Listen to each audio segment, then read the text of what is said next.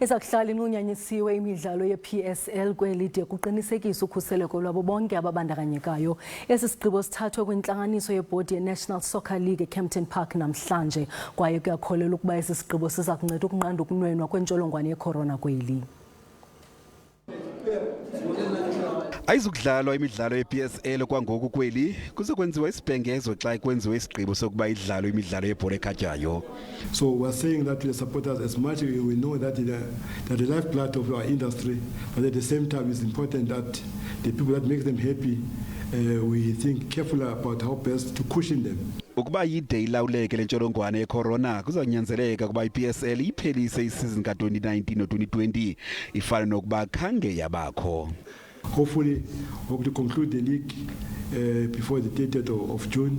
But like we say, consciously that the situation is uncertain and we're flexible.